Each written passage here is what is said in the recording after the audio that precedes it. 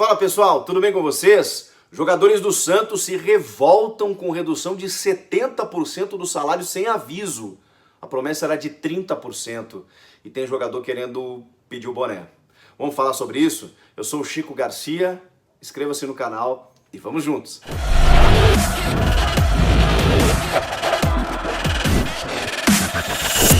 O presidente José Carlos Peres, presidente do Peixe, gosta de uma confusão, né? Ele acumula polêmicas desde o início da sua gestão, inclusive já houve até tentativa de impeachment, né? De uma forma meio bizarra, ele foi suspenso pelo STJD recentemente e aí não pôde despachar no clube. De repente um comitê gestor vai lá, assume a cadeira dele, começa a fazer mudanças, né? Dentro do grupo gestor do Santos, para vocês terem uma ideia de como é o cenário político do Peixe. E ainda assim, o Santos foi vice-campeão brasileiro em 2019, no brilhante trabalho do técnico Jorge Sampaoli. Sampaoli que não tinha nenhuma relação com o presidente, eles não se falavam, eles ficaram 2, 3 meses sem conversar, porque a relação era bem difícil. Vocês lembram do Cuca, né? Um pouco antes, em 2018 ainda, que não falava com o presidente. Aliás, o Paulo Autuori, que hoje é técnico do Botafogo, quando ele assume um cargo diretivo ali no Santos, foi exatamente para tentar aparar essas arestas, né, para ficar no meio dos dois, para tentar resolver a situação. O Gustavo Henrique saiu mal, o Lucas Veríssimo deu entrevista dizendo que precisava de valorização. O José Carlos Peres tem alguma dificuldade de ter uma habilidade na condução de um grupo de atletas e de funcionários. Mas para vocês entenderem o que aconteceu, e eu consegui acesso a mensagens de jogadores do Santos muito inconformados com o que aconteceu. E antes que você possa pensar, poxa vida, mas para um jogador de futebol perder 70% do salário, mesmo assim ele ainda vai ter altos rendimentos. Eu nem vou entrar no mérito de que isso pouco importa na medida em que, primeiro, o jogador não tem culpa de receber o que recebe. E o que está em contrato é para ser cumprido. O jogador, como qualquer pessoa, quando ele assina um contrato, ele faz compromissos dentro de um orçamento que ele tem. E eu sempre gosto de tomar o cuidado desse julgamento que a gente faz, de que fulano ganha isso, fulano ganha aquilo. A gente não sabe se o clube paga em dia, a gente não sabe a origem do cara, a gente não sabe quantas pessoas dependem do cara, a gente não sabe a realidade de ninguém. E a gente tem a mania de dizer que o jogador que ganha tudo isso é só isso que basta e tá tudo certo. Eu não tenho que me meter nisso, né? O clube paga, o jogador recebe e beleza. Vamos analisar o que está acontecendo no Santos. O fato de o jogador, claro, né, tem que entender essa situação, o momento também, até para beneficiar não, né? Até para priorizar funcionários desses clubes que recebem menos do que 2, 3 mil reais e que sim, aí sim, um desconto, seja de 25%, 30%, 50%, realmente colocaria em risco a famílias desses funcionários. Então, nesse momento, é óbvio que o jogador precisa ceder um pouco. Mas o que pega aí foi o seguinte, houve uma conversa inicial em que, como boa parte dos clubes fez, de uma negociação em que os jogadores entenderam que uma redução de 30% era necessária. E aí os jogadores aceitaram essa redução. Só que aí, no meio desse tempo, o jurídico do Santos entendeu que... a contabilidade do Santos, né, entendeu que essa conta não vai fechar. A gente não vai conseguir manter os salários por esses 3 meses, né?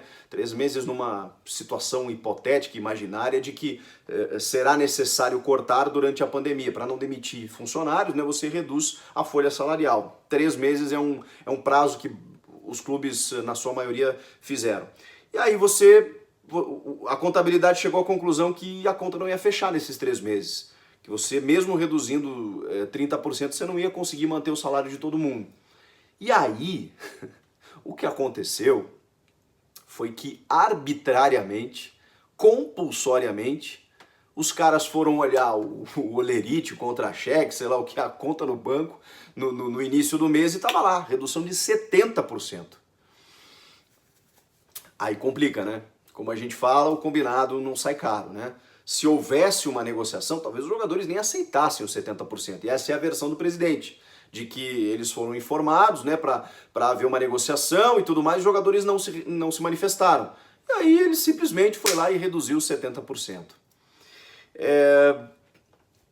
Eu não sou especialista, mas assim, lendo muito sobre direito esportivo e leis trabalhistas, mesmo que seja, que tenha lá suas especificidades dentro do futebol, esse tipo de coisa ela precisa acontecer dentro de um acordo coletivo. Você não pode simplesmente reduzir de forma compulsória o salário do funcionário, porque isso pode gerar um passivo judicial ali na frente.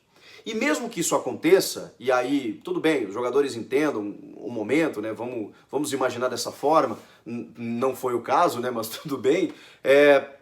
Os jogadores, as mensagens que eu tive acesso, eram de jogadores muito inconformados, inclusive já comunicando o empresário para procurar outros clubes. E aí a gente viu durante a semana jogadores repostando uma mensagem do Sindicato dos Atletas que bateu no clube, né? Que foi contra essa decisão do clube. Jogadores influentes dentro do vestiário, como o Pato Sanches, né, o Carlos Sanches, como o Felipe Jonathan, como o Pará, jogadores experientes e líderes desse vestiário. Essa relação que a gente imagina, né, que o aspecto político não entra em campo, primeiro, não está tendo futebol. Então você precisa ter muito cuidado para comandar as relações nesse momento. E aí você cria atrito com os atletas por uma promessa não cumprida, né? Porque você promete reduzir 30 e reduz 70, isso o jogador de futebol não gosta, né? Qualquer pessoa. E eu sou obrigado a concordar. Eu acho que quando há uma negociação, beleza, né? Você cede aqui, eu cedo ali e tudo mais, e a gente entra num acordo. Agora, quando vem assim, ainda mais uma redução de 70%, a prática disso é que os jogadores do Santos que já estavam insatisfeitos com várias atitudes do presidente já estão se movimentando para procurar outros clubes. Obviamente nem todos vão conseguir, porque tem contratos a cumprir, não é uma coisa tão simples assim você se desvincular de um clube, mas em muitos casos o jogador procura o empresário e fala assim, me tira desse clube aqui, a gente recebe na justiça depois, a gente vê o que faz, me bota no outro clube aí, consegue a minha rescisão e vamos embora. Muito do que aconteceu no Cruzeiro. Esse exemplo, essa jurisprudência, a gente tem que levar em conta.